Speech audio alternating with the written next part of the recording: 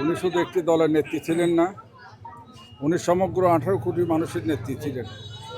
উনি আপোষের নেত্রী, উনি কোনো ধরনের আপোষ করে নাই। 86-তে এরশাদের সাথে আপোষ করে নাই, 18-তে আপোষ করে নাই, কোনো আন্দোলনে আপোষ করে নাই, যার কারণে আপোষের নেত্রী।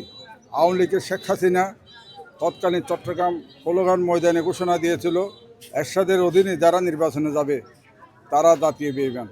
কিন্তু জামাত ইসলাম, আওয়ামী লীগ, সকল দল সেই নির্বাচনে অংশগ্রহণ করেছিল।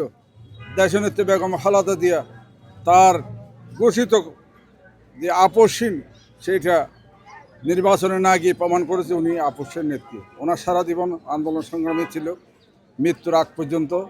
ওনাকে -4.2-তে ওনাকে ফেলতে চেয়েছিল শেখ হাসিনা। সেনাপ্রধানের সাথে আঘাত করে, তৎকালীন তত্ত্বাবধায়ক সরকারের সাথে আঘাত করে দেশনেত্রী বেগম খালেদা জিয়াকে দেশের বাইরে পাঠিয়ে দিতে চেয়েছিল। উনি বলেছিল, অথচ শেখ হাসিনা গিয়েছে, উনি বলেছিল এ দেশ, এই মাটি, এই মানুষ ফেলে আমি এ দেশ ছেড়ে কোথাও যাব না। দেশনেত্রী বেগম খালেদা জিয়া সেই শেষ পর্যন্ত যায়নি, শেষ পর্যন্ত মহারব্বুল আলমিনের ডাকে উনি দুনিয়া থেকে বিদায় নিয়েছেন।